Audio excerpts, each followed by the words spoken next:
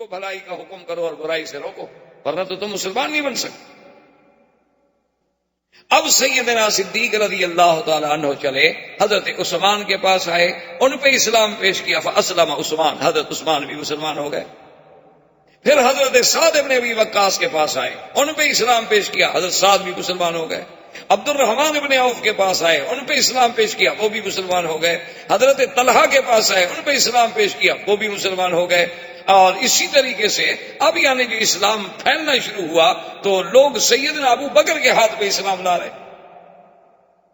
اور پھر فقراء میں سے، ضعفاء میں سے حضرت عمار، یاسر، سمیہ، صہیب، خباب، یہ سب اسلام لے آئے۔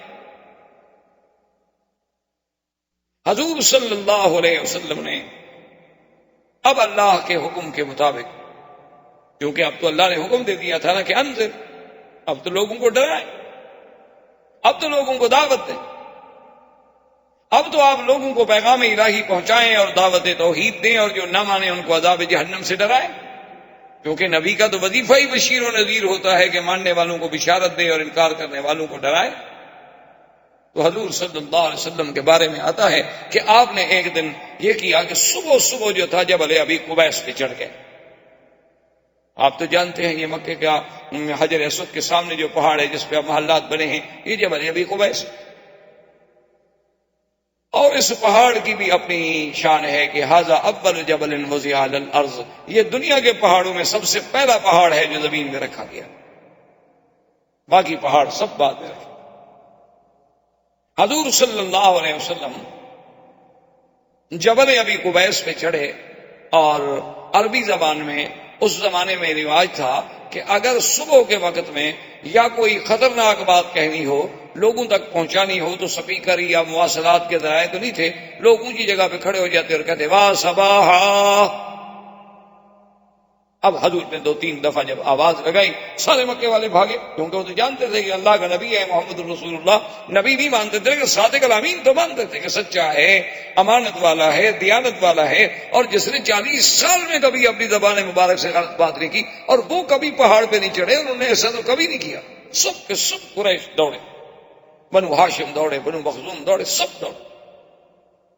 آئے تو کیا دیکھتے ہیں کہ سرکار دو عالم صلی اللہ علیہ وسلم سیدنا محمد الرسول اللہ پہاڑ پہ کھڑے ہیں، اور سارے قریب آ گئے، اور آپ نے فرمایا کہ سردارو، قریشیو، مکے والو، ایک بات بتاؤ، اگر میں تمہیں یہ خبر دوں کہ اس پہاڑ کے پیچھے تمہارا دشمن جو ہے لشکر لے کے بیٹھا ہوا ہے اور حملہ کرنے والا ہے، کیا تم میری خبر کو مان لو گے؟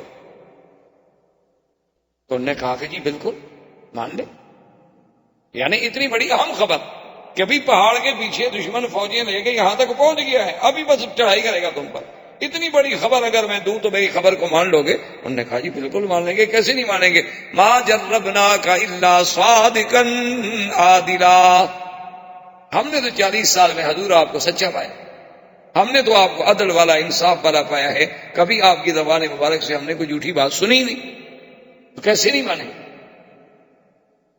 تو حضور نے فرمایا پھر سنو، میں تمہیں ایک کلمہ سکھلاتا ہوں، اگر وہ تم مان لو نا، صرف عرب تو عرب، عجم بھی تمہارے غلام ہو جائے، صرف عرب نہیں، عرب تو معمولی سی بات، قد دانت لکم العجم، پورا عجم تمہارے دروازوں پہ سرنگوں ہو جائے گا۔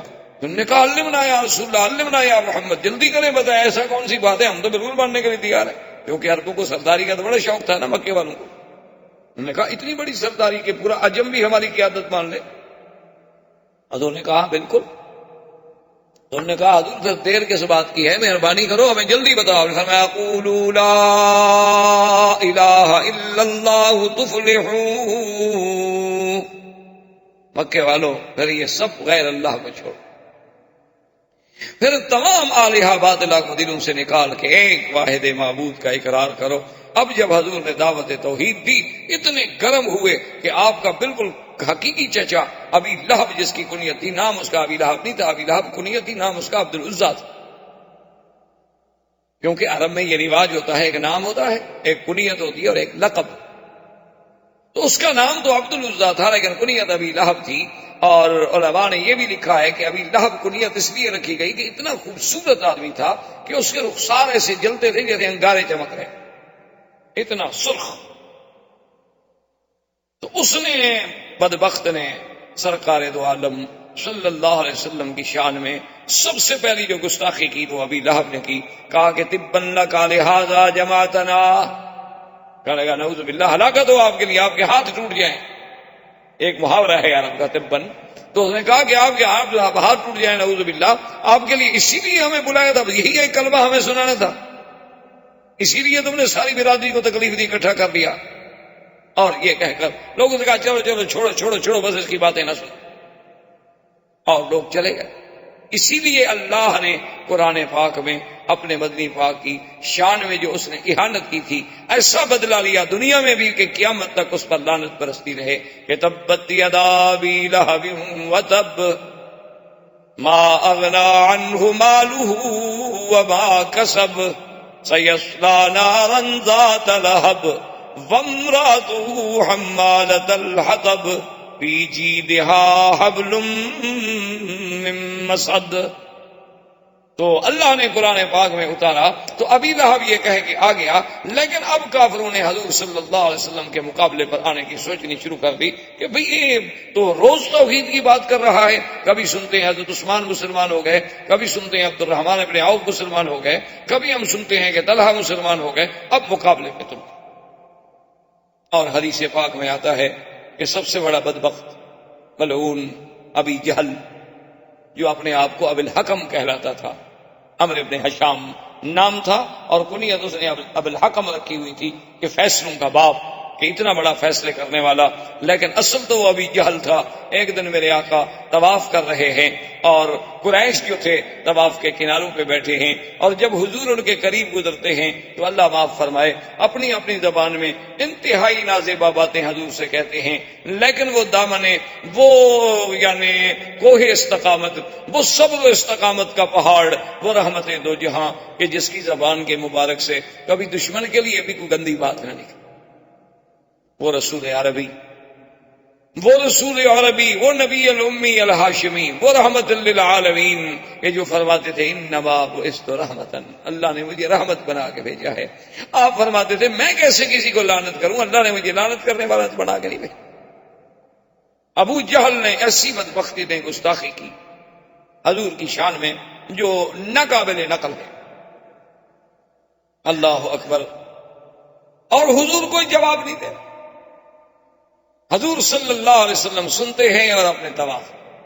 آخر ابو جہل نے سامنے آ کر دھمکی دی. ایک عورت دیکھ رہی تھی، اسے احساس ہوا کہ اب یہ قریش اتنے گرم ہیں، معلوم ہوتا ہے کہ یہ لازماً حضرت محمد الرسول اللہ صلی اللہ علیہ وسلم کو تکلیف پہنچائے. تو اب عورت بیچاری مقابلہ تو نہیں کر سکتی.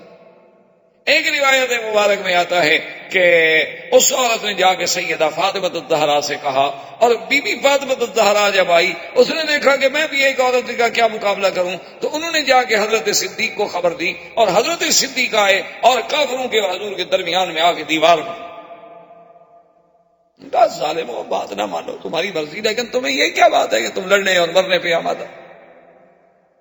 اور بعض روایات میں یہ بھی آیا ہے کہ حضرت صدیق رضی اللہ تعالیٰ عنہ کو بھی انہوں نے مارا اور حضور صلی اللہ علیہ وسلم پر بھی حملہ کیا. لیکن بعض مفسرین محدثین کہتے ہیں کہ نہیں، یہ واقعات بعد کے ہیں.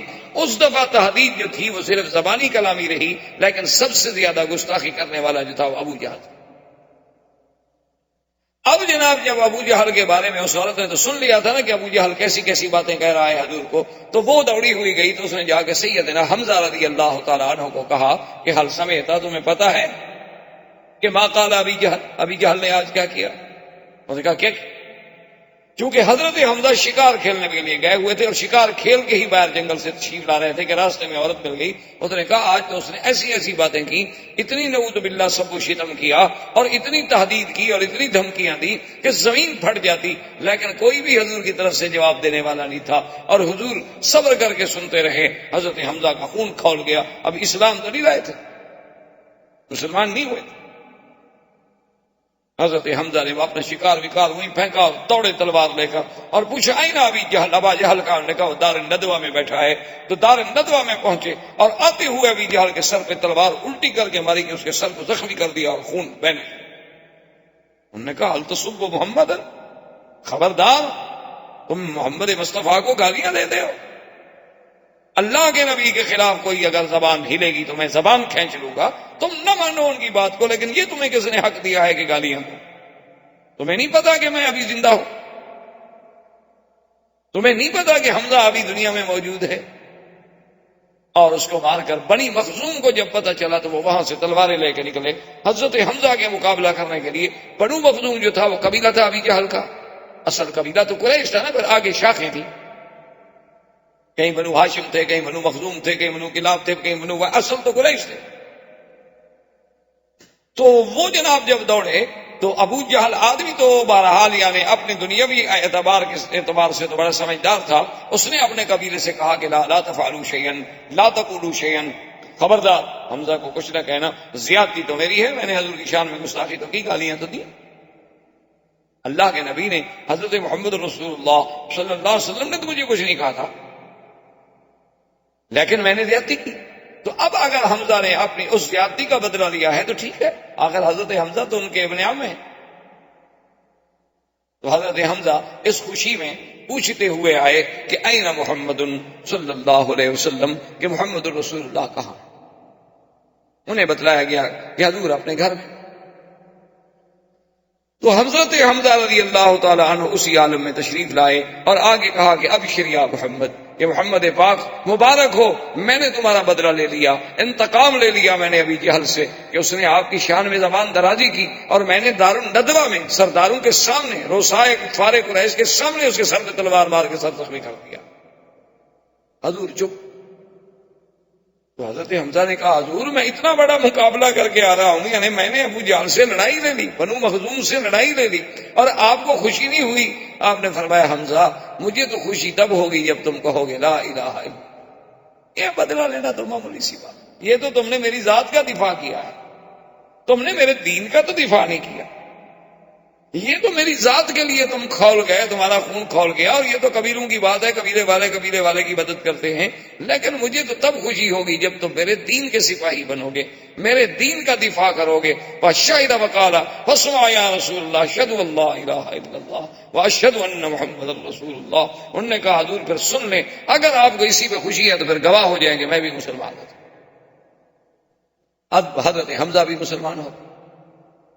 حضور صلی اللہ علیہ وسلم کا اب دعوت کا زور جب پھیلنے لگا تو کفار قریش اکٹھے ہو کے آئے، اور انہوں نے آ کے آپ کے چچا ابی طالب سے کہا کہ بھئی یہ کیا بات ہے، انہ یصفح احلامنا وانہ یصفح اجدادنا وانہ یخالف دیننا، کہ محمد مصطفیٰ تو ہمارے بالکل یعنی وہ کہتے ہیں ہم سب پاگل ہیں، ہمارے باپ دادا بھی پاگل تھے اور ہمارے اجداد بھی پاگل تھے جو سب بتوں کی پوجا کرنے آئے، اور پھر لات عزا ہمارے خداؤں کو بھی نہیں معاف کرتا، اس کا کیا کیا ہے؟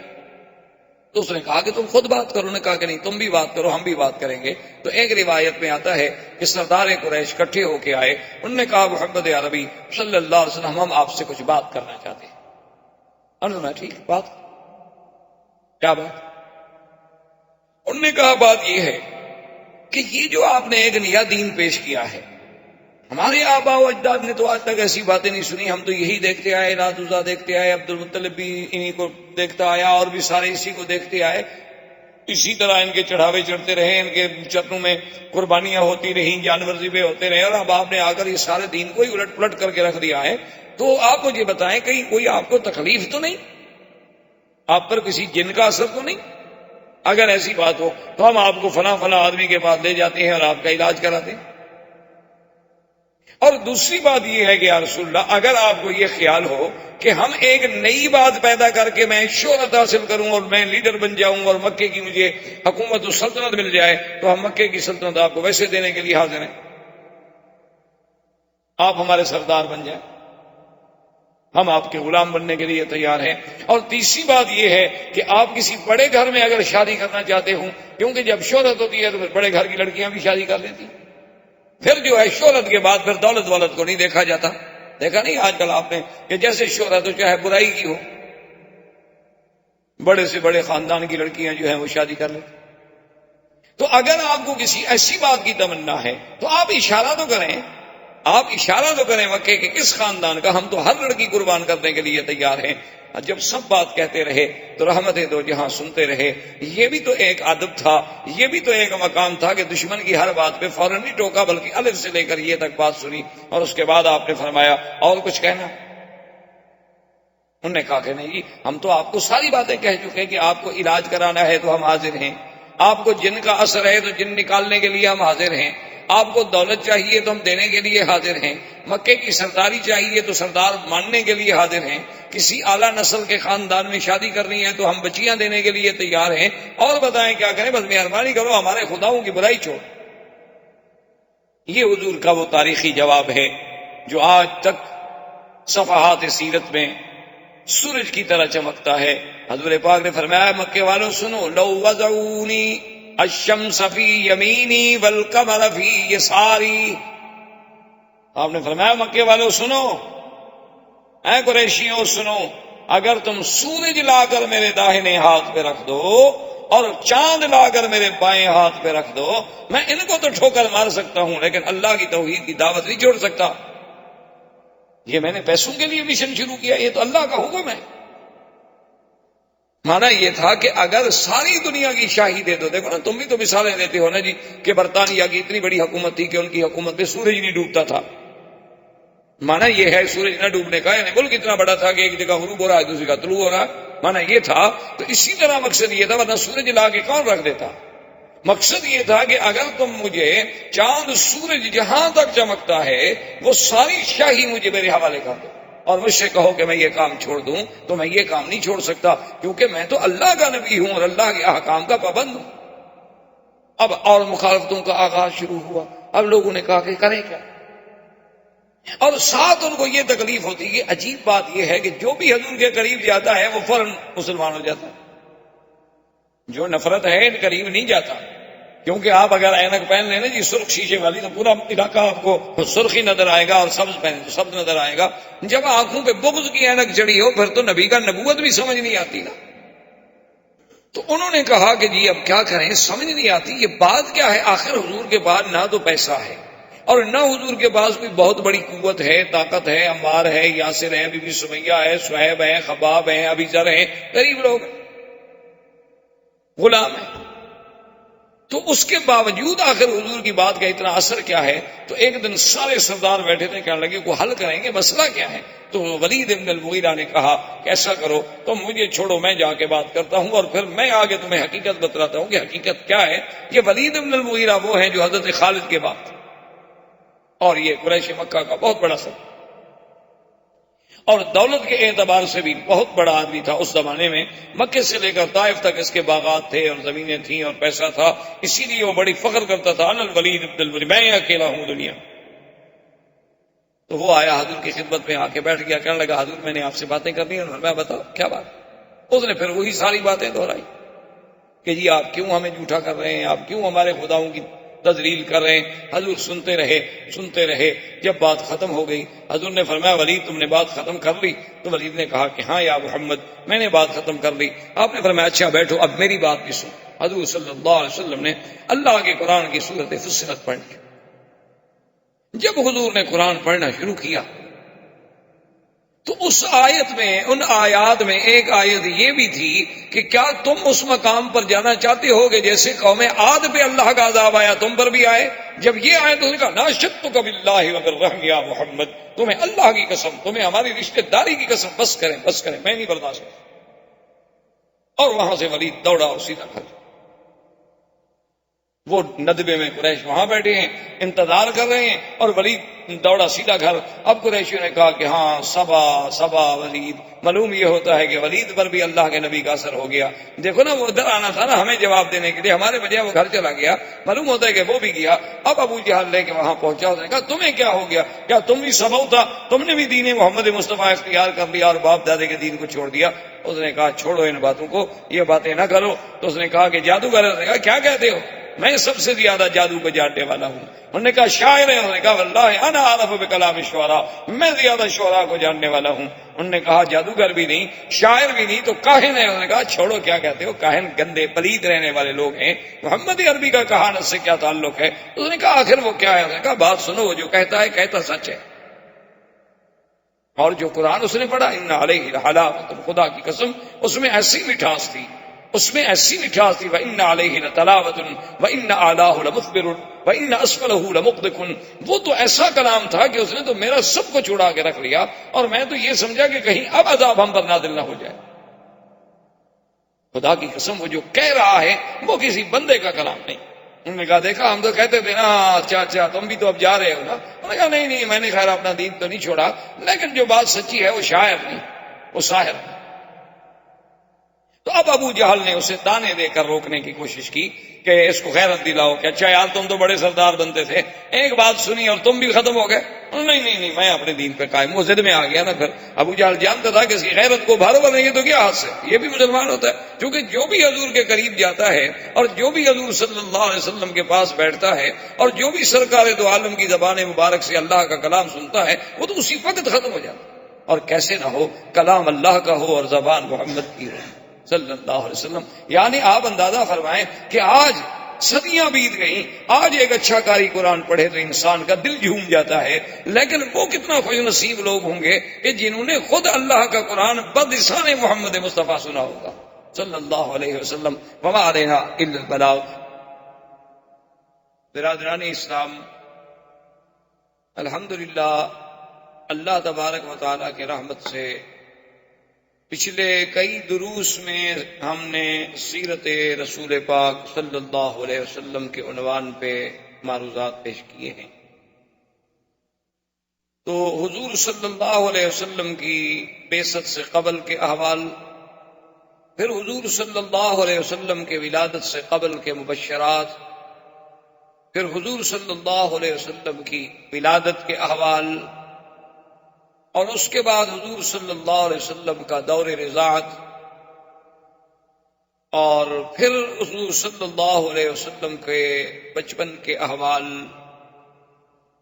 اس کے بعد حضور صلی اللہ علیہ وسلم کی شباب اور آپ کے اسفار، سب سے پہلا سفر شام کے بارے میں،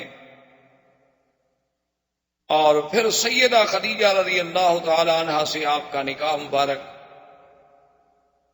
بناء کعبہ میں آپ کی شرکت، قریش مکہ کے اہم ترین معاملات میں آپ کا ایک حکم اور ایک فیصل کا کردار، پھر حضور صلی اللہ علیہ وسلم کا علیحدگی اور خلوت کا محبوب فرمانا، پھر حضور صلی اللہ علیہ وسلم کا علیحدہ اس دور میں غار حرا میں جا کے عبادت فرمانا، اور غار حرا کی اس دور میں جبریل علیہ السلام کا آپ پر سب سے پہلی دفعہ اترنا، سیدہ خدیجہ رضی اللہ تعالی عنہا کے پاس آنا، ورقہ ابن نوفل کے پاس جانا، اس کا تصدیق کرنا، اور پھر کچھ عرصے کے بعد حضور صلی اللہ علیہ وسلم پر اللہ کی طرف سے یہ وحی نازل ہوئی کہ یا ایھا المدثر قم فانذر.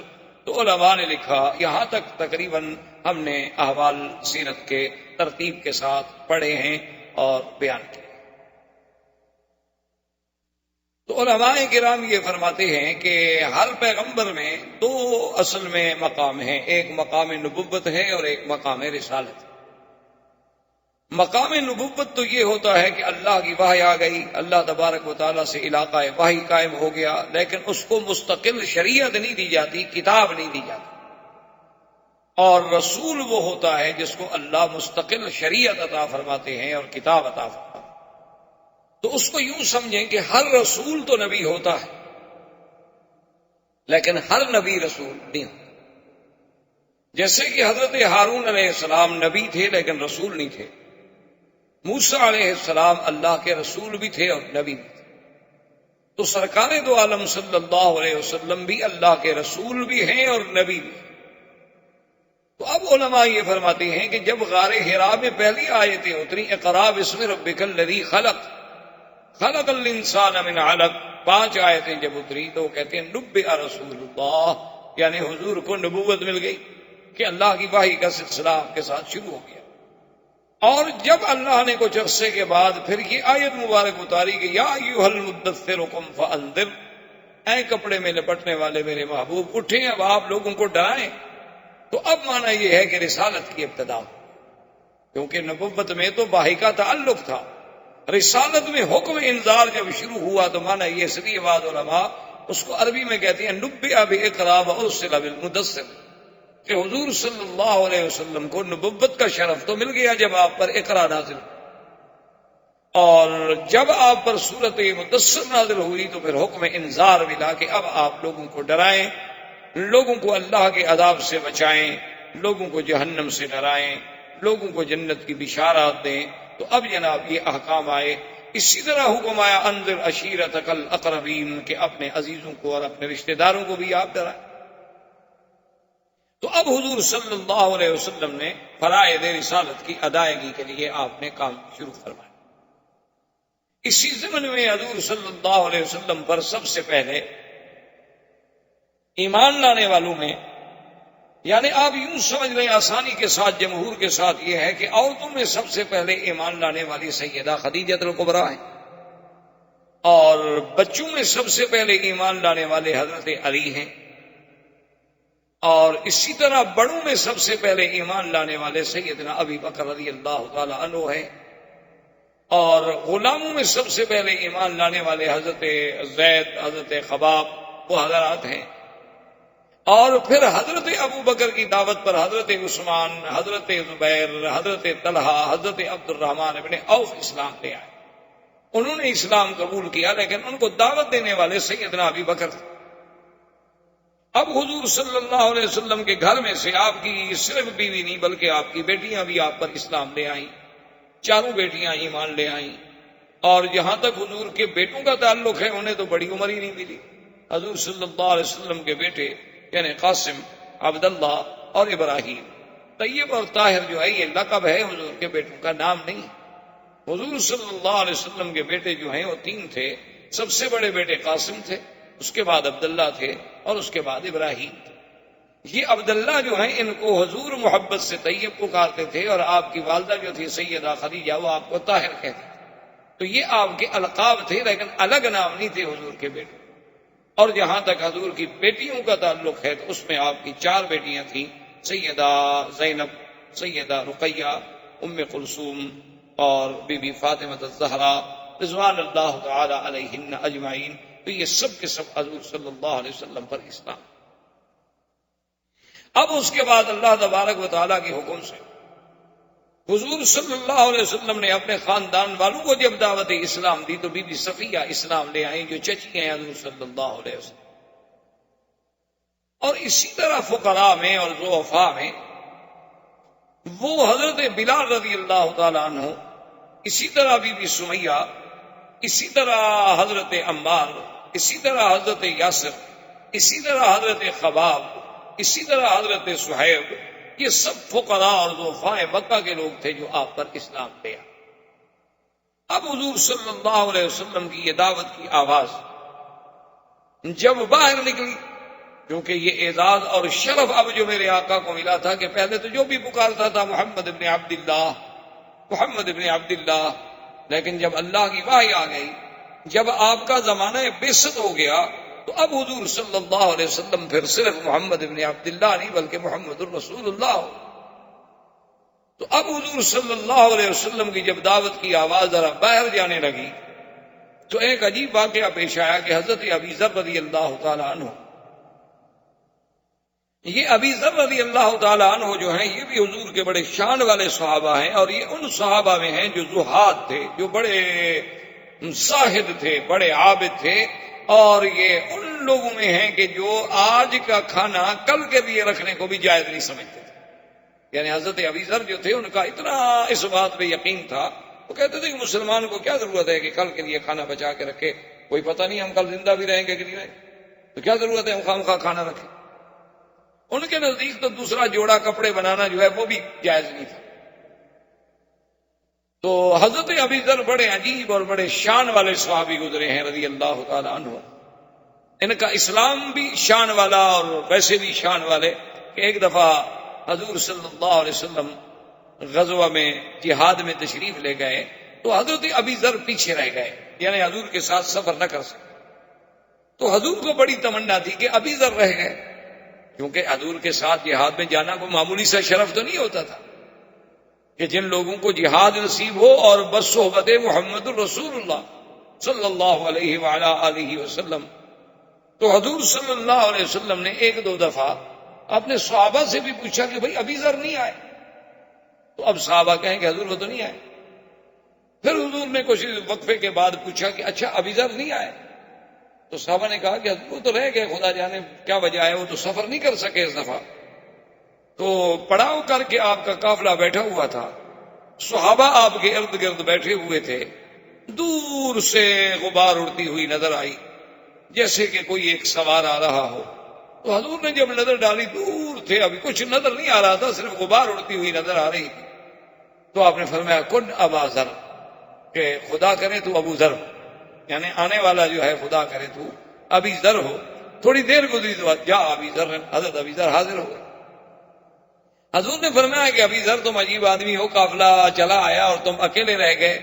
تو ابا ذر آپ نے فرمایا کہ تحیا وحدہ تعیش وحدہ وتموت وحدہ، کہ ابو ذر اچھا تمہاری زندگی عجیب ہے کہ اب تو معلوم یہ ہوتا ہے کہ تم زندہ بھی علیحدہ رہو گے، زندگی بھی علیحدہ گزارو گے اور موت بھی تمہیں علیحدگی میں آئے گی۔ حضور صلی اللہ علیہ وسلم کی زبان مبارک سے یہ لفظ نکل گئے۔ اب اللہ کے نبی کی زبان سے جو بات نکلے تو اللہ تو اس کو پورا فرما ہی دیتے ہیں۔ تو خدا کی شان یہ ہے کہ ابو ذر رضی اللہ تعالیٰ عنہ اپنے زہد کی وجہ سے سب سے الگ الگ تھلگ ہوتے تھے، حتیٰ کہ حضرت عثمان کے زمانے میں حضرت عثمان نے آپ کی آ کے منت کی، انہوں نے کہا حضرت ابی ذر آپ ناراض نہ ہوں، آپ کا مدینے میں رہنا بڑا مشکل ہو گیا، آپ تو روز فتویٰ دے دیتے ہیں کہ جس نے رات گھر میں روٹی رکھی ہے نعوذ باللہ وہ بھی اسلام سے نکل گیا، جس نے دوسرا جوڑا کپڑے بنائے نعوذ باللہ اس نے بھی اسلام کی مخالفت کی۔ تو یہ حضرت ہمارے لیے تو بہت مشکل ہے، آپ مہربانی کریں مدینہ منورہ سے باہر ہی کہیں ڈیرا لگائیں۔ تو حضرت ابی ذر مقام ربضہ پہ چلے گئے۔ مدینہ منورہ سے تھوڑا دور فاصلے پر ایک جگہ تھی جس کا نام ربضہ ہے، تو وہاں دیہات میں جا کے اکیلا گھر بنا کے بیٹھ گئے اور جو بندہ گزرتا اس کو دین کی تبلیغ کرتے رہتے۔ اور اللہ کی شان یہ ہے کہ جب آپ کی موت کا وقت آیا تو بیوی کے سوا کوئی بندہ نہیں تھا، نہ وہاں کوئی بستی تھی نہ آبادی تھی، بس مدینہ شریف سے لوگ آتے تھے، آپ کے لیے کچھ کھجوریں لے آتے تھے، کچھ لے آئے تو آپ نے کھانا وانا کھا لیا، ورنہ بس پانی پر اور چشمے کے پانی پر گزارا ہوتا تھا۔ تو موت کا وقت جب قریب آیا تو بیوی گھبرانے لگی، تو آپ نے فرمایا کہ دیکھو گھبرانے کی بات نہیں، مجھے تو اللہ کے نبی نے دعا کی تھی کہ تم نے علیحدہ ہی رہنا،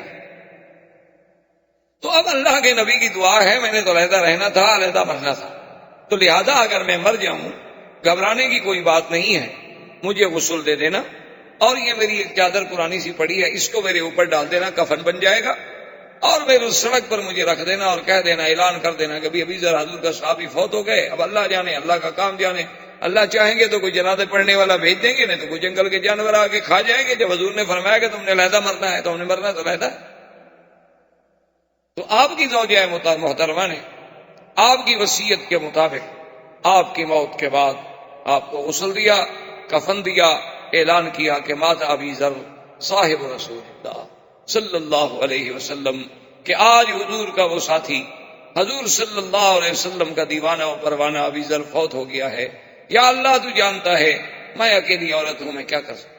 فمر بہا رکب اصحاب رسول اللہ، تو تاریخ میں آتا ہے ابھی تھوڑی سی دیر گزری کہ صحابہ کا ایک لشکر وہاں سے گزرا، انہوں نے دیکھا کہ میت رکھی ہے، یہ کیا مطلب ہے، سڑک پر اکیلی میت ہے۔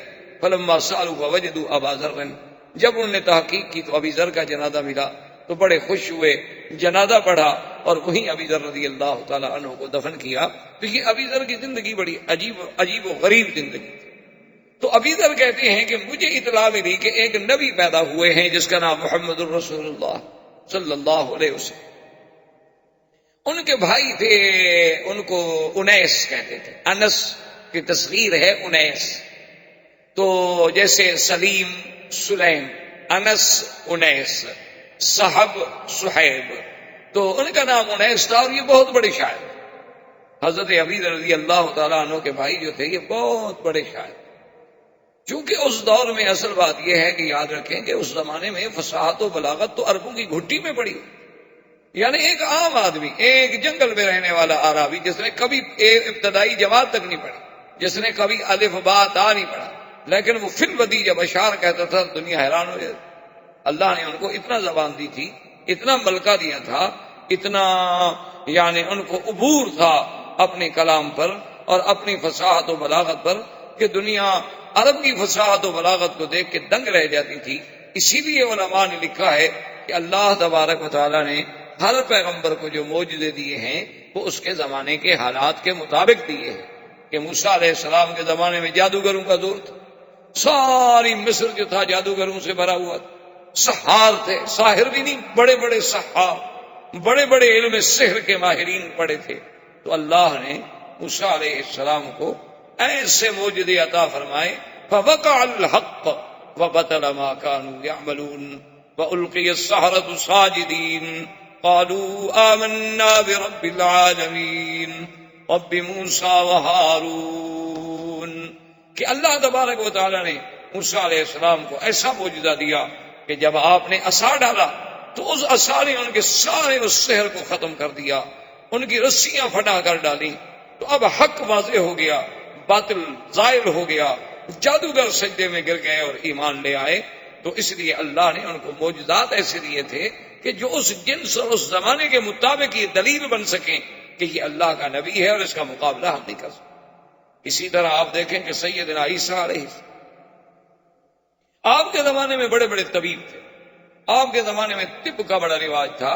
گو اس وقت ہی آپ کی ایلوپیتھی رائج نہ ہوئی ہو، کیونکہ ابتدا کے اندر جو ہے زیادہ تر جو تاریخی پرانی کتابیں ملتی ہیں وہ طب آشاب کے ساتھ ہوتی تھی، بوٹیاں شوٹیاں، یونانی اطباء گزرے ہیں بڑے بڑے، اسی طرح اطباء عرب گزرے ہیں بڑے بڑے، اور آپ کو تو ہم سے زیادہ پتا ہے کہ جیسے ابن سینا تھا، ارسطو تھا، بقراط تھا، سقراط تھا، یہ بڑے بڑے جالینوس تھا، یہ بڑے بڑے لوگ گزرے۔ بعض کے پاس علوم کیمیا تھے، بعض کے پاس علوم ریمیا اور بڑے بڑے علوم تھے۔ تو بہرحال چونکہ وہ طب کا زمانہ تھا تو اللہ نے عیسیٰ علیہ السلام کو ایسے معجزے دیے کہ بھئی وہ طبیب دنگ ہو کے رہ گئے کہ یہ کیا طب ہے کہ ایک آدمی ماں کے پیٹ سے اندھا پیدا ہوتا ہے اور کوئی آپریشن نہیں، کوئی محنت نہیں، کوئی اسپتال نہیں، بس ہاتھ لگایا اور بسم اللہ کہا اور آنکھیں کھل گئی، بس روشنی آ گئی۔ یہ کمال ہے کہ ایک آدمی برس کے داغ، یعنی آپ دیکھیں کہ آج دنیا کتنا علوم میں ترقی کر چکی ہے لیکن ابھی تک کوئی ایسی دوا ایجاد نہیں ہوئی کہ برس ختم ہو۔ تو حضرت تو صرف ہاتھ پھیرتے تھے، دوا لگانے کی بھی ضرورت نہیں، بولے لبرا لکما والا بس کہ اندھا ہے اور کوڑی ہے اور برس والا ہے، بس ہاتھ پھیرا اور ٹھیک ہو گیا۔ تو اس لیے وہ معجزات اس زمانے کے مطابق۔ اور میرے آقا رحمت دو جہاں سرکار دو عالم سیدنا محمد الرسول اللہ صلی اللہ علیہ وسلم کی بعثت کا جب زمانہ آیا تو اب دنیا اپنی معراج پہ پہنچ چکی تھی، یعنی وہ انسانیت جو ایک ابتدائی زمانہ طفولیت سے آدم علیہ السلام کے زمانے سے شروع ہوئی، اب وہ طفولیت، اب گویا وہ رضاعت، اب گویا وہ شباب، اب گویا وہ بچپن، اب وہ ساری ادوار گزار کے حضور کے زمانے میں پوری انسانیت اپنے مقام معراج پہ آ گئی تھی۔ اور فصاحت و بلاغت کا یہ عالم تھا کہ شعراء عرب اپنے کلام کو لے کے اللہ کے کعبے پہ لکھ کے لٹکا دیتے تھے کہ کوئی ہے مائی کا لال جو ہمارے اس بحر میں لکھے، ہمارے اس رجز کا جواب دے، ہماری اس نثر کا مقابلہ کرے، ہماری اس نظم کا مقابلہ کرے۔ تو اس لیے قصائد معلقہ آج بھی ہماری کتابیں جو ہیں معلقات سبع معلقہ کے نام سے، وہ سبع معلقہ کیا تھے کہ مختلف شعراء نے لکھ کے لٹکا دیے تھے کہ اس کا مقابلہ کریں۔ تو اب چونکہ یہ فصاحت و بلاغت کا دور تھا، زمانے میں اتنی فصاحت و بلاغت تھی کہ جب عرب بات کرتے تھے تو حیرت ہوتی تھی ان کی بات سے، یعنی آپ ان کی فصاحت و بلاغت اور ان کی جزالت اور ان کا نئے انداز میں گفتگو کرنا، یہ چیزیں جو تھی، اور بڑا اشارات و کنایات، اللہ نے اپنے نبی کو ایسا معجزہ دیا قرآن کہ تمام دنیا کے فصحاء و بلغاء جو تھے وہ دنگ رہ گئے، کوئی ہمت نہ کر سکا کہ اللہ کے قرآن کے مقابلے پہ آئے۔ یعنی آپ دیکھیں ان کے یعنی فہم کا عالم کہ ایک قیس شاعر گزرا ہے، ایک تو امراء القیس تھا نا، ایک اور شاعر تھا قیس، وہ گزرا، بادشاہ غصے میں آ گیا، اس کی بڑی لمبی چوڑی کہانی ہے۔ تو غصے میں آنے کے بعد بادشاہ نے اس کو بلوایا اور سزائے موت جاری کی۔ بہرحال بادشاہ نے سزائے موت جب دے دی، اس کو پکڑ کے جب لے جا رہے تھے موت کے لیے، تو جو اس وقت سپاہی ہے جو کچھ شخص تھے تو انہوں نے کہا کہ دیکھو تم ابھی مر جاؤ گے، ہم تمہیں پھانسی دے دیں گے، لیکن اگر تمہاری کوئی وصیت ہے، کوئی پیغام ہے تو وہ دے دو، اور تو ہم کچھ نہیں کر سکتے، لیکن ہمارے ہاں بھی یہ رواج ہے کہ آخری وصیت پوری کی جاتی ہے، تو آپ ہمیں کوئی پیغام دے دیں۔ انہوں نے کہا میں نے کیا پیغام دینا ہے، شاعر آدمی ہوں، نہ میری کوئی اتنی بڑی برادری ہے، میری تو صرف 2 لڑکیاں ہیں اور فلاں شہر میں رہتی ہیں، اور کبھی آپ لوگوں کا وہاں آنا جانا ہو تو بس ان کو اتنا کہہ دیجیے گا کہ یا ابنتا قیس ان ابا، بس۔ انہوں نے کہا دیکھو بیچارہ موت کی وجہ سے سٹیا گیا، دماغ چل، یہ کیا پیغام ہوا بھی یا ابنتا قیس ان اباکما، کہ اے 2 قیس کی بیٹیاں تحقیق تمہارا باپ کیا ہوا ہے، یہ کیا پیغام ہے بھائی؟ تو انہوں نے کہا اچھا ٹھیک ہے پہنچا دیں۔ انہوں نے کہا اب یہ تو مر رہا ہے، جان چھوڑے، وہ مر گیا، پھانسی دے دی گئی، ختم ہو گیا، مدتیں گزر گئی، سال 2 سال جتنے گزرے، اتفاق سے وہ 2 سپاہی یعنی اتفاقاً اس گاؤں میں گزرے جس گاؤں میں وہ قیس رہتا تھا، تو ان کے دماغ میں بات یاد آئی۔ انہوں نے کہا کہ چلو بھائی ہم اس کی وصیت پوری کرنے تو نہیں آئے، لیکن اتفاق سے یہاں آئے ہوئے ہیں، تو اب اسی بستی میں رہتے ہوئے اگر ہم ایک پیغام اس کو دے دیں تو کیا مشکل ہو جائے گا؟ انہوں نے کہا دے دیں۔ انہوں نے آگے پوچھا بھی یہاں کوئی قیس نامی شاعر تھا؟ انہوں نے کہا ہاں۔ انہوں نے کہا اس کی کوئی اولاد؟ نے کہا اس کی 2 بیٹیاں ہیں، وہ بیچاری غریب ہیں، بکریاں شکریاں چرا رہی ہوں گی فلاں جگہ پر۔ تو انہوں نے آپس میں مشورہ کیا، انہوں نے کہا کہ بھائی بات یہ ہے کہ وہ اس کا پیغام تو ہم پہنچا دیتے ہیں، پہلے تو دماغ میں دور دیتے رہے کہ کیا کہا تھا، اس نے کہا یہ کہا تھا، اس نے کہا یہ کہا تھا، اس کے بعد خیر بہرحال ان کو بات یاد آ گئی۔ انہوں نے کہا پیغام دے دیتے ہیں، لیکن اس کی بچیوں کو یہ نہیں بتلاتے ہیں کہ تمہارا باپ جو ہے وہ قتل ہو گیا، بادشاہ نے پھانسی دے دی، لڑکیاں بیچاری روتی رہیں گی، ہم کیوں خواہ ان کو غم میں مبتلا کریں؟ اگر ان کو اطلاع مل چکی ہے تو الگ بات ہے، ورنہ یہ ہے کہ ہم یہ پیغام دے کے چلے جائیں، بعد میں کوئی بتائے گا کہ مر گیا ہے نہیں مر گیا، ہم کیوں بیچاری منہ مصیبت پہ ڈالیں۔ انہوں نے کہا ٹھیک ہے۔ وہ دونوں آ گئے، وہ بکریاں چرا رہی تھی، ان کو ملے، پوچھا کہ ابنتا کیسے؟ کیا بات؟ انہوں نے کہا تمہارا باپ میرے۔ انہوں نے کہا کہاں، ہم تو باپ کے لیے بہت پریشان ہیں، 2 سال ہو گئے باپ نہیں آئے۔ انہوں نے کہا فلاں شہر میں تھا اور بالکل تندرست تھا اور ٹھیک ٹھاک تھا، تو اس نے ہمیں کہا تھا کہ اگر تم وہاں کبھی جاؤ تو میرا پیغام دے دینا، میں تو کہیں آگے جا رہا ہوں، میرا لمبا سفر ہے، میری 2 بیٹیاں ہیں، ان کو اتنا بتا دینا کہ یا ابنتا قیس ان ابا، بس۔ انہوں نے کہا اس کے علاوہ کوئی پیغام نہیں؟ انہوں نے کہا تو ایک لڑکی باتیں کرتی رہی اور ایک لڑکی نے پیچھے سے آ کر تلوار سے حملہ کیا اور ایک سپاہی کو قتل۔ جب تلوار ماری تو سپاہی تو مر گیا، دوسرا بھاگ گیا، اس کے پیچھے وہ لڑکیاں بڑی دوڑی لیکن وہ بھاگ۔ اس نے آگے رپورٹ کی، بادشاہ نے پکڑا، وہ لڑکیاں پکڑی گئی۔ انہوں نے کہا تم نے ہمارا سپاہی مار دیا۔ انہوں نے کہا جی ہم نے تو اپنے باپ کا قاتل مارا ہے۔ نے کہا تمہارے باپ کا قاتل ہے؟ بادشاہ کو یاد نہیں کہ وہ تو میں نے سزائے موت دی تھی، کون تھا، کیس بھر گیا، روز تھوڑے قصے ہوتے ہیں، سینکڑوں روز کے واقعات آتے ہیں اور گزر جاتے ہیں۔ انہوں نے کہا وہ کیسے؟ انہوں نے کہا جی یہ ایک سپاہی موجود ہے، اس سے پوچھیں کہ اس نے ہمیں پیغام دیا ہے کہ یا ابنتا قیس ان اباکما۔ انہوں نے کہا ہاں جی۔ انہوں نے کہا اس نے اسی میں ہمیں حکم دیا تھا کہ قد قتل وقاتلہ لناکما، کہ تمہارا باپ مر چکا ہے، قتل کر دیا گیا، اور قتل کرنے والے تمہارے سامنے کھڑے ہیں، بدلہ لینا ہے تو لے لو۔ تو ہمیں باپ نے اس میں پیغام دیا تھا، اور آپ تحقیق کریں اگر یہ ہمارے باپ کے قاتل نہیں ہیں تو پھر ہم نے زیادتی کی، اور اگر ہم نے اپنے باپ کا خون کا بدلہ لیا ہے تو بادشاہ سلامت، پھر آپ انصاف کریں، اگر ہم بچیاں ہیں، عورتیں ہیں، لڑکیاں ہیں، کہاں جاتی پھر ان کو ڈھونڈ رہے ہیں؟ اتفاق سے ہمارے پاس آ گئے تو باپ کے قاتل کو چھوڑ دیتی۔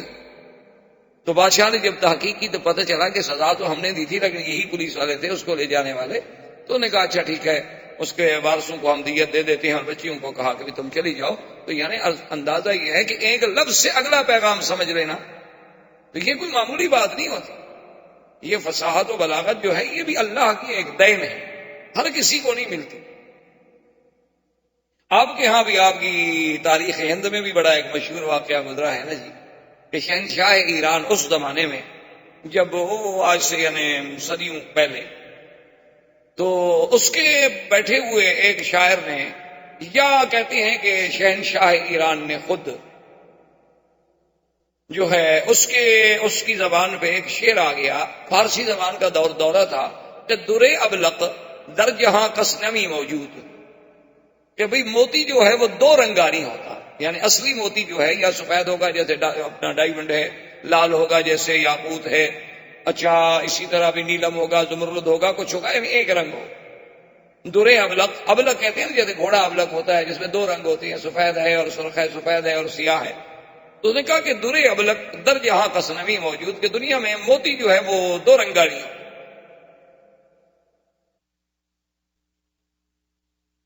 اچھا یہ پہلا مصرع تو شاعر کہہ بیٹھا یا بادشاہ کہہ بیٹھا، اب دوسرا مصرع نہ بنے۔ تو اس نے اپنے تمام شعراء کو بلایا کہ دوسرا مصرع سیٹ کرو، اب جو بھی کریں وہ مزہ نہ آئے بادشاہ کو، یعنی بنا تو سب لیں، مصرع بنانا کون سا مشکل تھا، وہ تو سب بنا لیں، لیکن مقصد ہے کہ ذہن مطمئن نہ ہو، دماغ تسلیم نہ کرے کہ وہ کہیں بات بنتی نہیں۔ تو بہرحال شہنشاہ ایران سے بھی نہ بنا اور اس کے شعراء سے بھی مصرع ایسا نہ بن سکا جو بادشاہ کو مطمئن کر سکے۔ تو اس نے اس دور میں ہندوستان کے بادشاہ کو لکھا کہ میرے شعراء نے، ایک شاعر نے یہ کہہ دیا، ایک مصرع اور دوسرا مصرع کوئی اپیل نہیں کرتا ہمارے ذہن کو، اگر ہندوستان میں کوئی فارسی کہنے والے شاعر ہوں تو مہربانی کر کے اس کا دوسرا مصرع مرتب کروا دیں گے، درے ابلغ در جہاں کس نمی موجود۔ تو اب بادشاہ نے اپنے شاعروں کو بلایا، اچھا انہوں نے بھی کوئی مصرے کھڑے بنائے، وہ بادشاہ کو بھی تسلی نہ ہو، بادشاہ کہ بات دل کو نہیں رکھ۔ اب جناب گھر میں آئے اور بادشاہ بڑے پریشان بیٹھے تھے، تو ان کی بیٹی جو تھی نا بہت بڑی شاعرہ تھی اور ادیب تھی، بہت بڑی ادیب گزری ہے اور بہت بڑی اپنے وقت کی شاعرہ ہوئی۔ تو انہوں نے جب دیکھا کہ باپ میرا بڑا اداس بیٹھا ہے تو اس نے کہا ابا جان کیا بات ہے، آپ بڑے گھبرائے ہوئے ہیں؟ انہوں نے کہا بیٹی بات یہ ہے کہ ایسے شہنشاہ ایران نے لکھا ہے، اب اتنے بڑے ہندوستان کے ملک سے ہم ایک مصرے کا جواب بھی نہ دے سکے تو پتہ نہیں شہنشاہ ایران امتحان لینا چاہتا ہوگا کہ ہمارے ملک میں کوئی پڑھے لکھے لوگ بھی ہیں کہ نہیں، کوئی فارسی دان بھی ہیں کہ نہیں، کوئی ادباء و شعراء بھی ہیں کہ نہیں، تو ہمارے لیے تو یہ موت کی بات ہے نا، یہ تو سبکی ہے نا بڑی۔ تو اس نے کہا بھجن باپ مجھے بھی تو بتائیں کہ وہ کون سا مصرع ہے۔ تو انہوں نے کہا کہ درے ابلغ در جہاں کس نمی موجود۔ تو انہوں نے کہا کہ ٹھیک ہے بھجان آپ ایسا کریں کہ آپ تو آرام سے سو جائیں، اللہ کو منظور ہے تو اس کا جواب میں دوں۔ اچھا اب بات شہزادی جو تھی وہ بھی ساری رات زور لگاتی رہی، لیکن ان کو بھی تسلی نہ ہو، مصرے تو بن جائیں لیکن تسلی نہ ہو، دل نہ لگے۔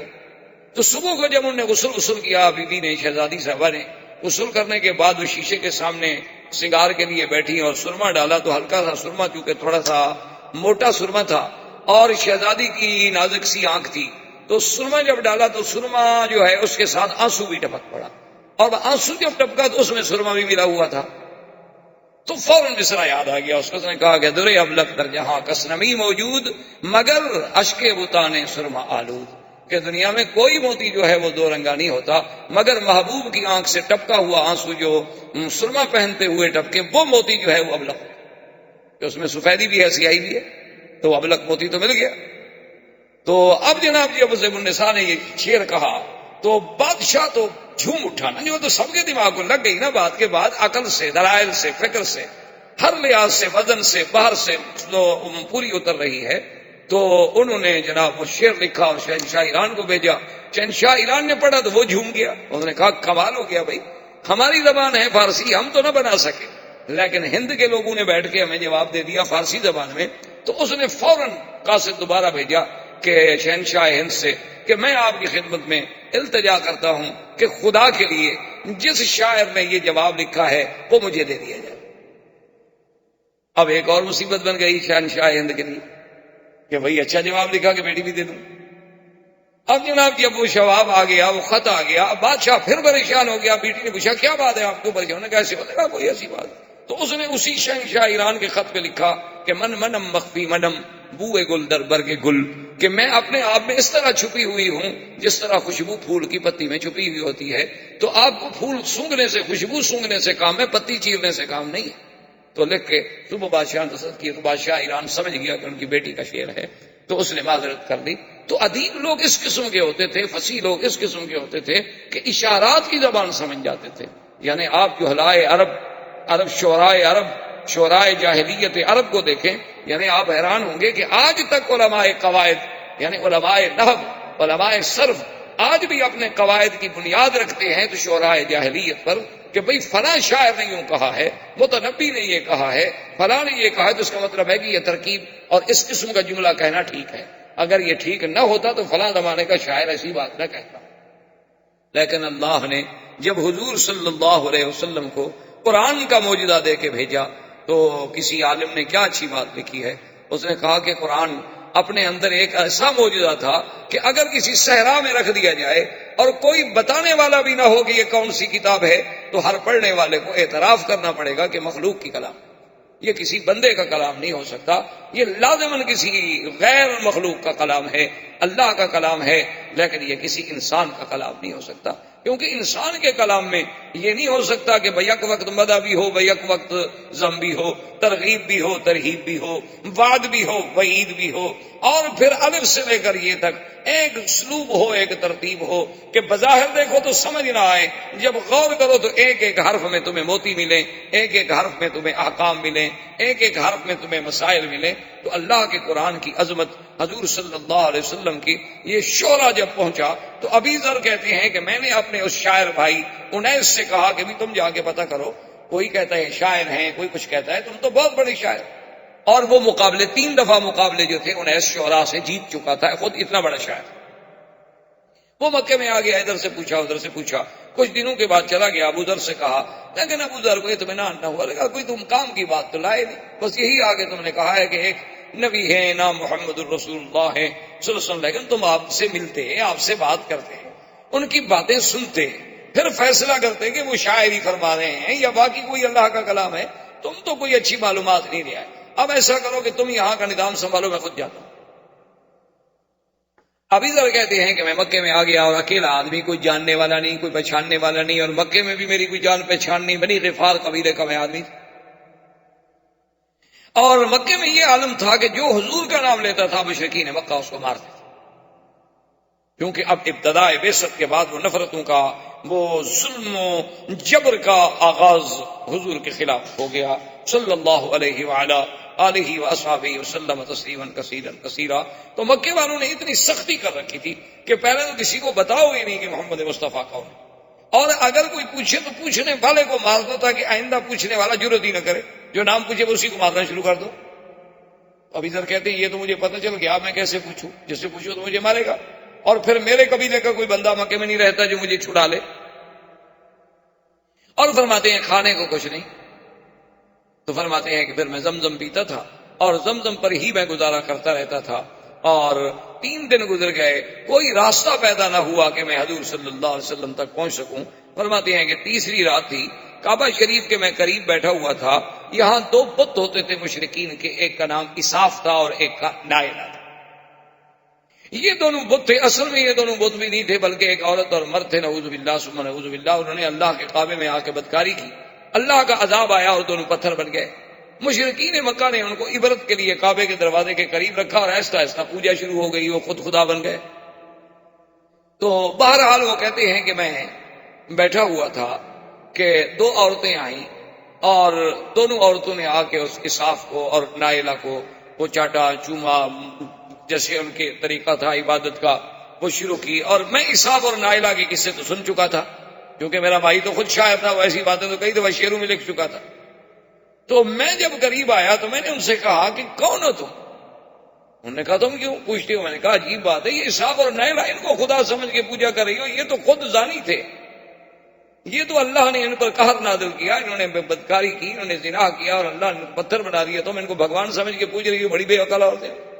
تو انہوں نے جب میری بات سننے تو وہ چیختی ہوئی بھاگی۔ میں نے کہا توبہ توبہ توبہ توبہ توبہ، ایسا بھی کوئی آدمی ہمارے خداؤں کو برا کہے، ہمارے خداؤں کو برا کہے، ہمارے خداؤں کو برا کہے؟ تو ایسے چیختی ہوئی بھاگی، حرم سے دور بھاگتی گئی اور چیختی گئی اور یہی شور مچاتی گئی، اور آگے آنے والے کون تھے؟ سیدنا محمد الرسول اللہ صلی اللہ علیہ وسلم اور حضرت ابی بکر رضی اللہ تعالی عنہ۔ حضور صلی اللہ علیہ وسلم نے حضرت صدیق سے فرمایا بھی عورتوں کو روکو، کیا بات ہے، کیوں چیخ رہی ہیں، کیوں رو رہی ہیں، کیا بات ہے، ان پر کوئی ظلم ہوا؟ تو حضرت صدیق نے روکا اور پوچھا، انہوں نے کہا جی اور کی بات ہے، اللہ کے کعبے میں آدمی کھڑا ہے اور ہمارے خداؤں کو گالیاں دیتا ہے۔ انہوں نے کہا کون سے خدا؟ انہوں نے کہا اساف و نائلہ کو گالیاں دے رہا۔ تو انہوں نے فرمایا اچھا اچھا تم جاؤ، اور آپ نے فرمایا ابو بکر چلو دیکھو تو صحیح، پھر وہ آدمی تو گویا ہمارے کام کا ہوا نا، کیونکہ وہ تو جب ان کو نہیں مانتا تو اس کا معنی یہ ہے کہ اس کے دماغ میں کوئی توحید کا خلل تو آیا ہوا ہے۔ تو فجاء ابی بکر فجاء رسول اللہ صلی اللہ علیہ وسلم، حضرت ابی ذر کہتے ہیں کہ آقا بھی اور حضرت صدیق بھی دونوں میرے پاس تشریف لائے، اور میں اسی جگہ کعبۃ اللہ کے قریب بیٹھا ہوا تھا۔ میں نے پوچھا تو آپ نے کہا کہ اچھا تم اساف اور نائلہ کو برا کہہ رہے تھے؟ اس نے کہا کہ جی ہاں میں کہہ تو میرا تھا، آپ کون ہیں؟ فَقَالَ رسول اللہ، حضور بڑے خوش فرمایا انا محمد الرسول اللہ، میں ہی وہ اللہ کا بھیجا ہوا رسول ہوں۔ تو اس نے کہا کہ حضور میں تو آپ سے باتیں کرنا چاہتا ہوں۔ آپ نے فرمایا اذا رآک کفار قریش آذوک، کہ تمہیں کفار قریش جو ہیں وہ بڑی تکلیفیں پہنچائیں گے، ایسا ہے کہ تم ابھی اپنے آپ کو تو ظاہر نہ کرو، کل فلاں وقت میں ہم آئیں گے حرم میں، اور جب ہم واپس جانے لگے تو تھوڑا دور رہ کر ہمارے پیچھے پیچھے چلے آنا، اور جس مکان میں ہم جائیں اس مکان میں آ جانا، اور پھر وہاں بیٹھ کے بات کریں۔ تو ابھی ذر کہتے ہیں کہ دوسرے دن حضور صلی اللہ علیہ وسلم اپنے وعدے کے مطابق تشریف لائے، اور وہاں عبادت کرنے کے بعد جب جانے لگے تو میں آپ کے پیچھے چلا، تو حضور دار ارقم میں تشریف لے گئے۔ دار ارقم جو ہے جہاں اب صفا مروہ ہے، بالکل اس کے قریب ایک گھر تھا، ایک مکان تھا جس کا نام دار ارقم تھا، اور اس کا بھی ایک بہت بڑا تاریخ میں ایک مقام ہے کہ حضرت عمر بھی وہاں اسلام لائے، ابھی ذر بھی وہاں اسلام لائے، سیدنا حمزہ بھی وہاں اسلام لائے، لیکن چونکہ حرم کی توسیع میں صفا مروہ کے بڑھانے میں ضرورت تھی، تو اب تو وہ حرم کا ایک حصہ بن گیا۔ تو بہر صورت حضور صلی اللہ علیہ وسلم دار ارقم میں گئے، ابھی ذر آئے اور اس کے بعد بیٹھے، حضور صلی اللہ علیہ وسلم سے اللہ کا قرآن سنا، فاسلم ابی ذر فوراً مسلمان۔ حضور نے فرمایا کہ ابھی ذر دیکھو تم کمزور آدمی ہو، اور تم جو ہے ابھی اس کو اپنے اسلام کو اخفاء میں رکھو۔ انہوں نے کہا حضور اب اخفاء میں تو میں بھی نہیں رکھتا، لیکن بہرحال یہ ہے کہ میں جا کر اپنے قبیلے میں محنت کروں۔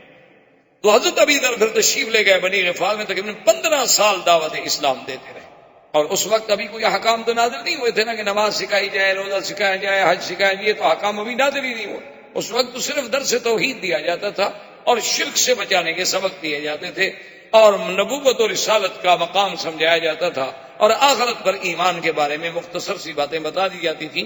اور اتنی باتیں تو الحمدللہ ایک آدمی اگر صدق قلب سے چاہے تو تھوڑے سے وقت میں سیکھ لیتا ہے۔ تو ابی ذر رضی اللہ تعالی عنہ اپنے قبیلے میں گئے، اور پھر دیکھیں کہ اسی ابی ذر کی محنت سے جب حضور مدینہ منورہ تشریف لے گئے تو انہوں نے اتنی بڑی محنت کی کہ اپنا قبیلہ بنی غفار جو تھا وہ تقریباً آدھے کا آدھا مسلمان ہو گیا، اور سب کو لے کر حضور کی خدمت میں پہنچے صلی اللہ علیہ وسلم رضی اللہ تعالی عنہ وارضاہ۔ تو اب یہ زمانہ تھا حضور صلی اللہ علیہ وسلم کی ابتدائے بعثت۔ اب حضور صلی اللہ علیہ وسلم کی اس بعثت کو کفار ہضم نہیں کر سکتے تھے، قریش سے برداشت نہیں ہوتا تھا، ہر قسم کی انہوں نے ایذائیں دینی شروع کی، یعنی اصحابہ کو ایذائیں دینی شروع کی کہ جو جس کے پاس غلام ہے وہ اپنے اس غلام پہ ظلم و تشدد کا بازار گرم کر، اتنی ایذائیں پہنچائیں کہ جس کا آدمی تصور نہیں کر سکتا۔ حتیٰ کہ اللہ تبارک و تعالی رحمت کرے، سب سے پہلے حضور صلی اللہ علیہ وسلم کے بعد جس نے کلمہ حق بلند کیا وہ سیدنا ابی بکر تھا۔ سب سے پہلے انہوں نے آ کے اللہ کے حرم میں کھل کر اللہ کا قرآن پڑھا اور کافروں کو دعوت توحید دی، اور کافروں نے نعوذ باللہ اتنا مارا، حالانکہ ابو بکر قریش، حتیٰ کہ تاریخ میں آتا ہے کہ سیدنا ابو بکر کا چہرہ خون میں بھر گیا، یعنی پتہ نہیں لگتا تھا کہ چہرہ کہاں، اتنا خون بہایا گیا۔ اور اس کے بعد حضرت عبداللہ ابن مسعود رضی اللہ تعالی عنہ نے حضرت ابو بکر کے بعد وہ والے صحابی ہیں جنہوں نے کعبۃ اللہ میں آ کر قریش کے سامنے کھڑے ہو کر قرآن پڑھا، اور ایک روایت میں ہے کہ سورۃ الرحمن پڑھی، اور کافروں نے مارنا شروع کیا، وہ مار رہے ہیں وہ پڑھ رہے ہیں، وہ مار رہے ہیں وہ پڑھ رہے ہیں، مار کھاتے رہے لیکن سورت پوری مکمل کر، اور بڑے کمزور آدمی تھے، خفیف آدمی تھے، آپ کی پنڈلیاں مبارک بڑی پتلی تھی۔ تو ایک دن ایک صحابی ہنس پڑے تو انہوں نے فرمایا کیا کہہ رہے ہو، اگر ایک پلڑے میں جبل احد رکھا جائے اور ایک پلڑے میں عبداللہ ابن مسعود کی پنڈلی رکھی جائے تو یہ بھاری ہو جائے گی، اتنا شان والا ہے میرا صحابی۔ تو عبداللہ ابن مسعود کو بھی دوسرے دن حضور نے فرمایا کہ عبداللہ ابن مسعود تم ایسی کوشش نہ کرو، تم کمزور آدمی ہو، قریش تمہیں ماریں گے، کل بھی تمہیں اتنا مارا۔ اس نے کہا لو امرتنی رسول اللہ لقرأت اليوم، اگر آپ مجھے حکم دے تو آج میں پھر جا کے پڑھوں قرآن۔ مارے گا تو مارے گا، پھر کیا ہوگا۔ اب حضور صلی اللہ علیہ وسلم کے خلاف قریش نے محاذ بنایا اور ابی طالب کے پاس آئے، اور ابی طالب سے آگے کہنے لگے کہ بھئی اب ہم تنگ آ چکے ہیں، دو باتیں چن لو، یا تو حضور صلی اللہ علیہ وسلم سے علیحدہ پھر ہم خود نمٹ لیں گے، یا پھر حضور صلی اللہ علیہ وسلم کو دعوت توحید سے روک دو۔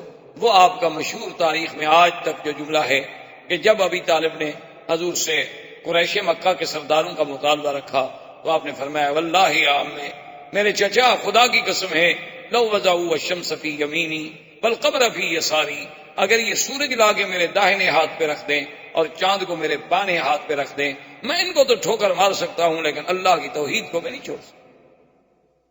ابی طالب نے بھی کہا کہ اچھا بھائی میں کیا کروں، دوسرے دفعہ ابی طالب کے پاس وفد لے کے آئے اور ایک دفعہ بڑی عجیب بات کی کہ انہوں نے کہا کہ ایسا کرتے ہیں کہ حضور کا مقابلہ کرنے کے لیے بھئی ہم خود کیوں نہ ایک آدمی پیدا کریں. تو انہوں نے نضر ابن الحارث کو پیدا کیا. نضر ابن الحارث جو ہے یہ بڑا شاعر تھا، بڑا ادیب تھا اور بڑا لفاظ تھا اور بڑا قصہ گو آدمی تھا. انہوں نے اس کی ڈپٹی یہ لگا دی کہ تم کوئی کام نہ کرو، ہم تمہارے گھر کا سارا خرچ برداشت کر لیں گے.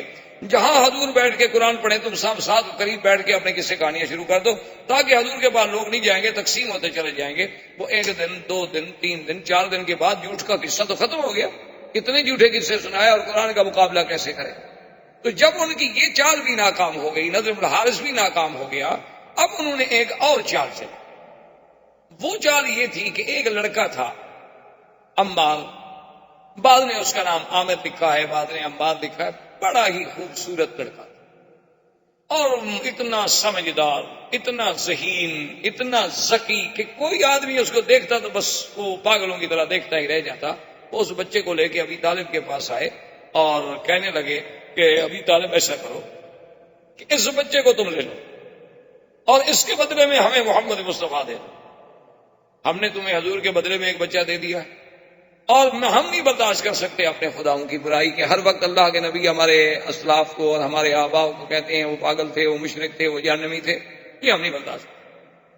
تو ابی طالب نے کہا عجیب لوگ ہو بھائی، تم اپنی طرف سے بڑی سوچ کے آئے ہو، لیکن ہے بڑے عجیب لوگ کہ میں اپنے حقیقی چچے کے بھائی کے بیٹے کو تو تمہارے سپرد کر دوں اور لوگوں کے بچوں کو پالتا رہوں. یعنی تم نے ابی طالب کو اتنا کم عقل سمجھا ہے کہ میں غیروں کے بیٹے کو لے کر اس کی تو حفاظت کروں اور اپنا بھائی کا بیٹا جو ہے وہ تمہارے سپرد کر دوں کہ تم اس پہ ظلم کرو. میں محمد پاک کو نہیں چھوڑ سکتا. دیکھیں کہ بعض اوقات اپنے قبیلے کی غیرت بھی بڑی عجیب ہوتی ہے نا جی. تو حضور پاک نے ابی طالب سے اور ان کے بیٹوں سے اور وہاں جو موجود تھے قبیلہ بنی ہاشم بنی عبد المطلب کے لوگوں سے کہا کہ دیکھو سنو، میری وجہ سے تم کیوں مصیبت میں مبتلا ہوتے ہو؟ تم علیحدہ ہو جاؤ. میں نے تو اللہ کا فرض پورا کرنا ہی کرنا. میں نے تو خدا کو اللہ کی توحید بیان کرنی ہے اور خدا کے حکم کو پورا کرنا ہے. لیکن دیکھیں انہوں نے کہا کہ محمد سنو، ہم تمہارے دین پہ تو نہیں ہیں، لیکن خدا کی قسم ہے تم جاؤ اللہ کے دین کی دعوت دو. جو تمہارا مقابلہ کرے گا ہم تمہارا ساتھ دیں. ہم تمہارا دین نہیں قبول کرتے، لیکن ہم تمہاری اہانت اور تمہاری تکلیف نہیں برداشت کرتے. تو اسی طرح آتا ہے کہ حضور صلی اللہ علیہ وسلم اللہ کے کعبے میں عبادت کر رہے تھے کہ ابو جہل لعنت اللہ علیہ، جو سب سے بڑا دشمن اسلام، دشمن رسول صلی اللہ علیہ وسلم، بلکہ حضور نے فرمایا کہ فرعون هذه الامہ، میری امت کا اگر کوئی فرعون ہے تو ابو جہل. اور ایک روایات میں یہ بھی آتا ہے حضور نے فرمایا کہ فرعونی اشد من فرعون موسیٰ، کہ میرا فرعون جو ہے وہ موسیٰ علیہ السلام کے فرعون سے بھی بڑا سخت. کہ موسیٰ علیہ السلام کے زمانے میں جو فرعون تھا اس کو تو ایک غوطہ لگا پانی میں اور کہنے لگا آمنت برب موسیٰ و ہارون، اور یہ بدبخت مرتے وقت بھی کلمہ بھی نہیں پڑھا اور ایمان نہیں لے آیا. تو یہ فرعون جو ہے اشد من فرعون. تو حضور صلی اللہ علیہ وسلم کے قریب آیا اور کہنے لگا کہ یا محمد صلی اللہ علیہ وسلم، کہنے لگا کہ دیکھو تم جانتے ہو کہ اس وقت میں سردار مکہ ہوں، تم جانتے ہو کہ اس وقت میرا قبیلہ جو ہے بنی مخزوم، وہ کتنا بڑا قبیلہ ہے، بنو مخزوم قبیلے کا تھا، قریش تھا، قریبی تھا. اور میں تمہیں کہتا ہوں کہ آئندہ نہ تو تم اللہ کے کعبے میں یہاں آ کر عبادت کرنا ظاہراً کھلے ہو کر، اور نہ ہی یہاں کھڑے ہو کے کسی کو توحید کا سبق پڑھانا، ورنہ نعوذ باللہ کچھ ہو جائے، سارے قریش والے میرے خلاف کھڑے ہو جائیں، لیکن یہ ہے کہ میں آپ کو پھر زندہ نہیں چھوڑوں. اور اس کے بعد آتا ہے ابو جہل اور بنو مخزوم اپنے قبیلے کو اکٹھا کرتا ہے اور کہتا ہے کہ دیکھو بات سنو، اب میں اس مقام پہ آ گیا ہوں کہ مجھے حضور صلی اللہ علیہ وسلم کی باتیں برداشت، میں نے فیصلہ کر دیا ہے. تم میری قوم ہو، اگر کل کو میرا ساتھ دو گے تو تمہاری مرضی، اگر میرا ساتھ نہ بھی دو تو تمہاری مرضی، لیکن میں اب حضور صلی اللہ علیہ وسلم پر حملہ کروں گا اور آپ کو زندہ نہیں چھوڑوں.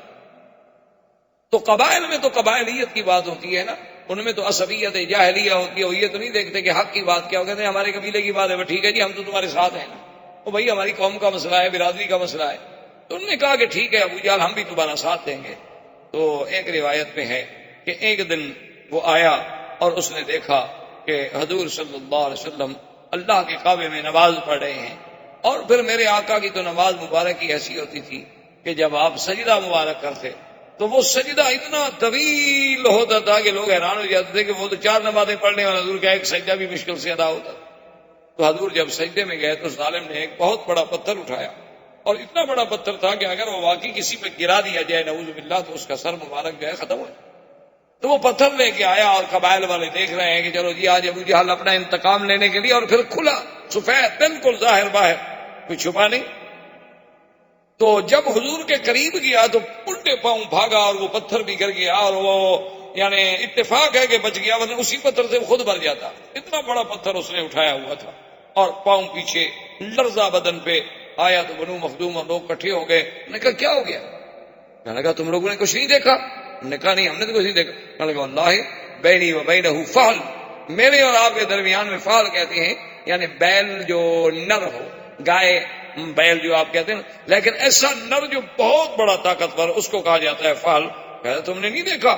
وہ تو ایک اژدہا کی طرح ایک فحل تھا، ایک بہت بڑا نر بیل تھا جس نے اپنے انیاب نکالے ہوئے تھے، اور مجھ پہ حملہ آور ہوا۔ اگر میں ادھر بھاگ نہ جاتا تو مجھے کھا جاتا، مار دیتا، اور پاؤں تلے راؤنڈ ڈالتا۔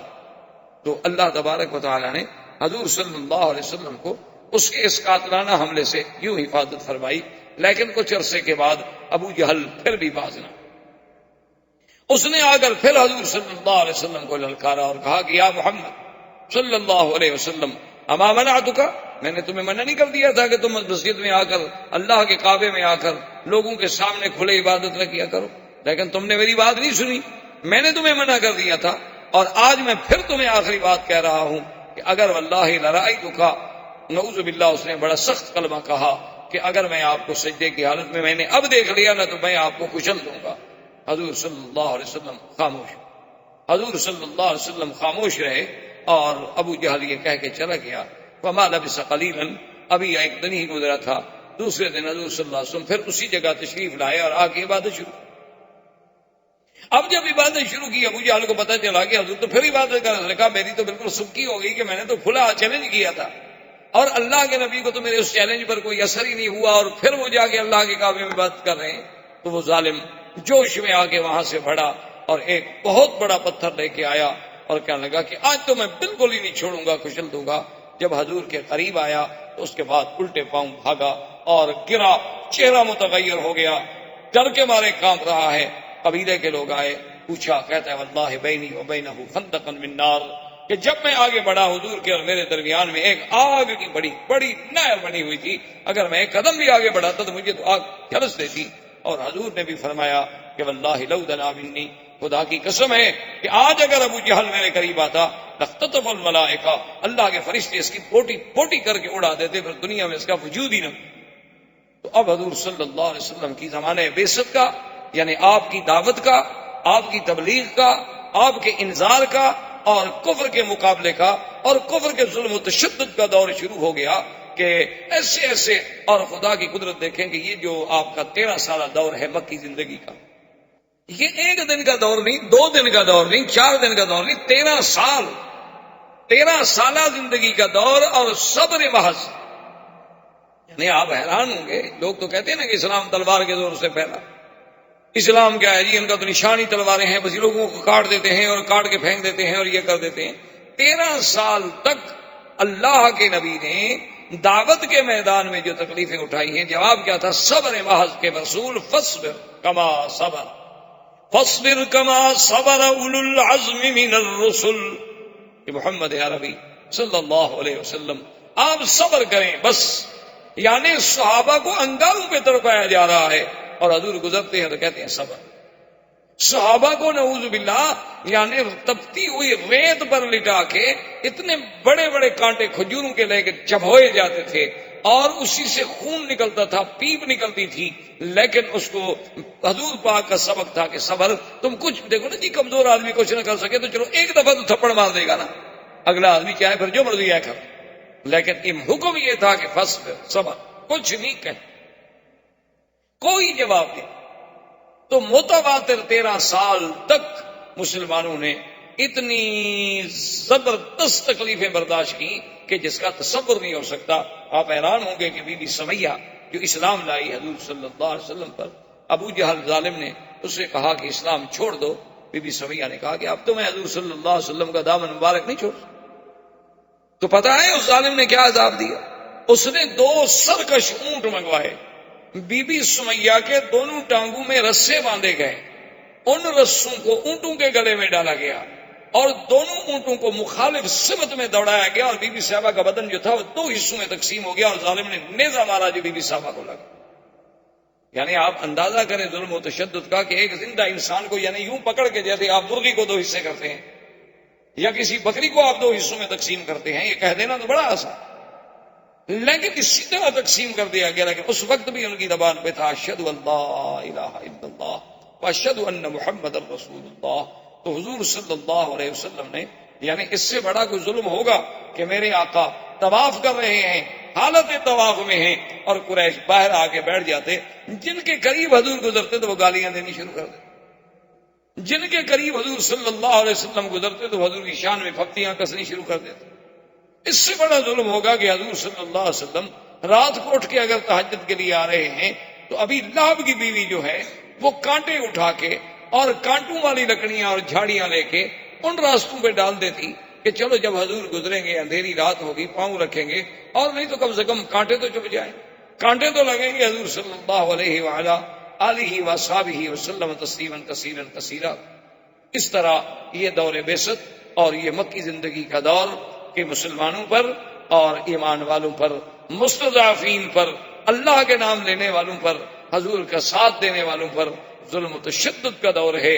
لیکن خدا کی شان ہے کہ آج تک چشم عالم نے ایسے وفاداروں کی پھر مثال بھی نہیں دیکھی، اور آج تک چشم عالم نے حضور صلی اللہ علیہ وسلم کی زبان مبارک میں جو حلاوت، اور آپ کی زبان مبارک میں جو تلاوت، اور آپ کی زبان مبارک میں جو تاثیر، اور آپ کی قرات قرآن میں جو اثر آفرینی، حضور صلی اللہ علیہ وسلم کی یعنی آپ کی وجاہت مبارک اور آپ کے چہرے مبارک میں جو کشش، اور آپ کے جمال میں، آپ کے کمالات میں جو جلا تھی، وہ بھی دنیا میں آج تک کوئی اس کی مثال پیش نہیں کر سکتا۔ اللہ ہمیں حضور کی سیرت پر چلنے کی توفیق عطا فرمائیں اور آپ کی محبت نصیب فرمائیں۔ والسلام علیکم۔ احباب کرام، اس کے بعد اب آپ